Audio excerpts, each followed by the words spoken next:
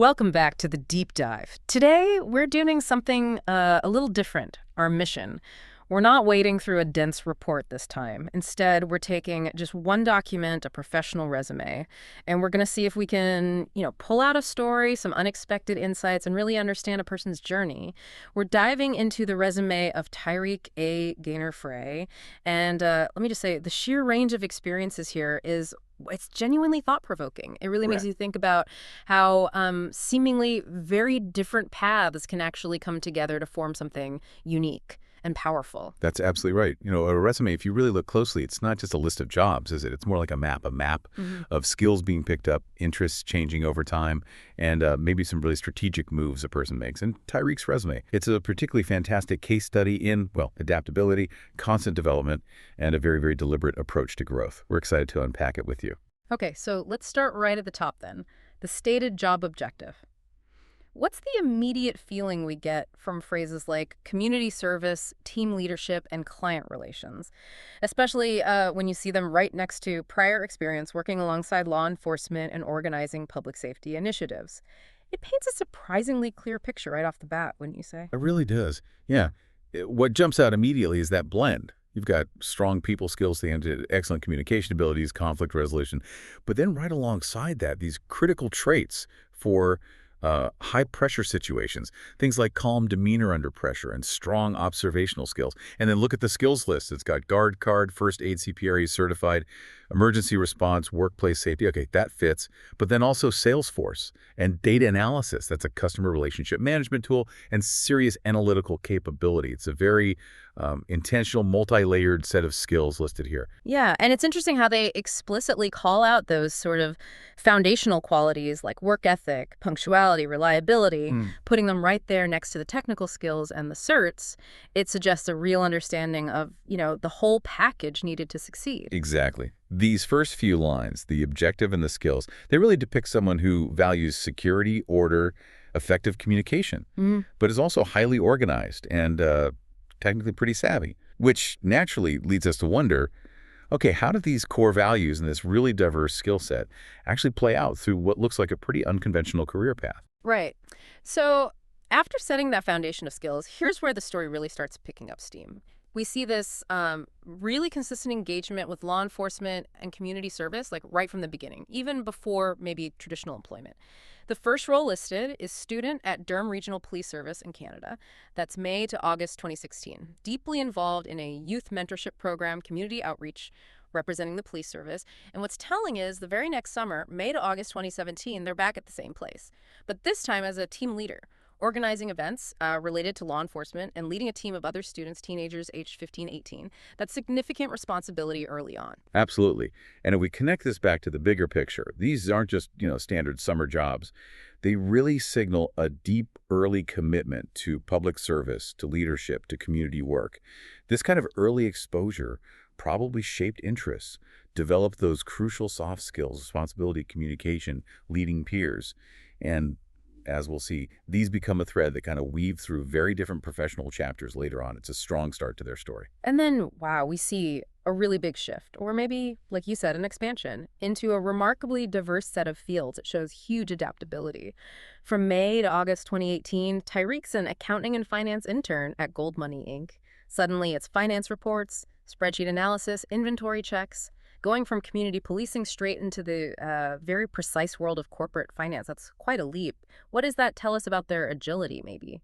It's definitely a significant pivot. It shows someone unafraid to step into a completely different environment and learn a new skill set, one focused on precision, data, financial systems. But the diversification doesn't stop there. Not at all. Next, we see two research assistant roles, and they're running concurrently for a while. One's at Western University from February 2020 to March 2022.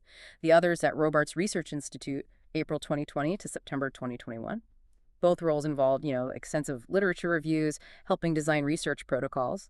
The Western Uni role specifically mentions data analysis using statistical software such as SPSS or Excel. SPSS, that's powerful stuff. While the Robarts role included recruiting participants. The fact they overlapped for, over a year, that speaks volumes about organization and managing time effectively. It really does. Yeah. Juggling two research roles like that requires serious discipline. And it adds another layer, rigorous academic research, methodology, data analysis. And then, just when you think you've got a handle on the trajectory, another turn. February to May 2024, Tyreek becomes an account manager at Digital Coin Monster LLC. Now the focus is completely on sales. The resume mentions consistently exceeding sales targets, developing and maintaining strong relationships, boosting client retention, driving new business growth through prospecting and cold calling. I'm still trying to connect the dots between meticulous academic research and this kind of high energy client facing sales role. Are they leveraging similar skills, or did Tyreek have to, I don't know, almost rewire their approach for that jump? That's a great question. And what's really illuminating here, I think, is how these seemingly very different roles, finance, academia, sales, aren't just separate boxes. It looks more like what some people call skill stacking. Tyreek isn't just adapting. They seem to be strategically layering capabilities. Yeah. Think about it.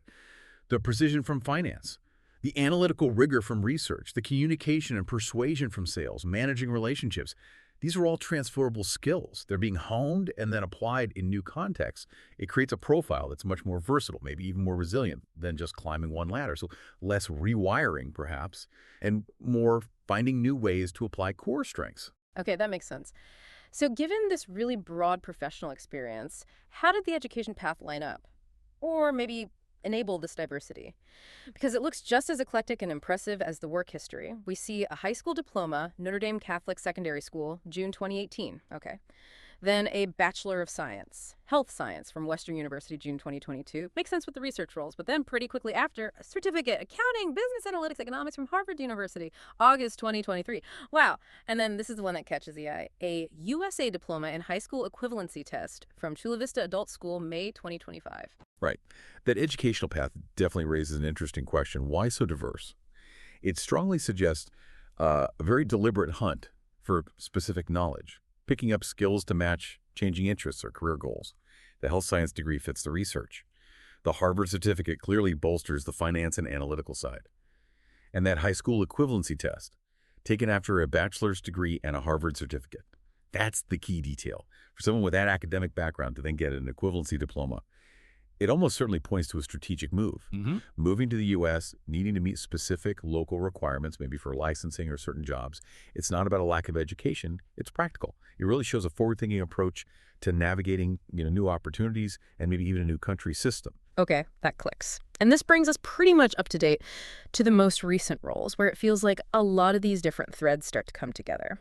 From February to June 2025, there's an associate role at Deseret Industries thrift store. Responsibilities included managed inventory levels and developed strong relationships with key stakeholders. Yeah.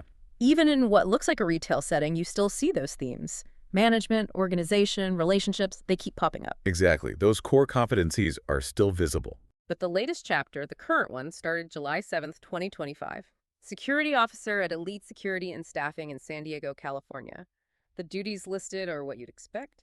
Patrol designated areas, monitor surveillance systems, maintain a strong visible presence, conduct routine checks, standard security work. But here's the crucial part. This role seems directly enabled by a cluster of very recent certifications. A guard card, the California Security Guard license obtained May 2025, good for 2 years. Basic life support, CPR and AED, certified in June 2025 through the American Heart Association. And adult and pediatric first aid CPRIDE, also in June 2025 via the American Red Cross. Notice the timing. All obtained just before or right as these recent security-related roles start. It feels very intentional. It absolutely does. What's really compelling here is how the journey seems to come full circle. Right, connecting back to those very first experiences with the Durham Police Service years ago, these recent certifications, the current security job. It's clearly an intentional move back into that field, but it's not just going back. This role now leverages that early foundation in public safety, sure, but it's massively enhanced by the analytical skills from research, the financial understanding from the internship, the client skills from sales, all developed across this incredibly varied career. So you're not just looking at a security officer, you're looking at a professional with this unique, multifaceted background. Someone ready for potentially a high responsibility role, someone who can manage protocols, yes, but also likely understand data, handle complex situations, maybe even lead. It's a really powerful synthesis of what seemed like a very nonlinear path. What a journey, seriously. From that early community policing work in Canada, then jumping into finance, then deep academic research, a big swing into sales and account management, a quick stop in retail, and now landing as a certified security professional down in San Diego. The deliberate skill building, The constant evolution you see throughout Tyreek Gaynor-Fray's resume, it's genuinely impressive. Yeah, this deep dive really underscores how one document, just a resume, can reveal such a compelling story of professional growth. It demonstrates that experiences that look disconnected on the surface can actually build on each other to create a really powerful, really valuable professional profile. It's proof that skills are transferable and that following your evolving interests, if you do it strategically, can lead you on a truly unique and impactful path. So perhaps a final thought for you listening. Yeah, maybe the next time you look at a resume or a professional profile, maybe even your own, challenge yourself a bit. Try to look beyond just the job titles. Ask yourself, what are the underlying skills here? What's the story? What surprising connections can you find? You might uncover a much richer, more powerful narrative about a person's journey and their potential than you first expected.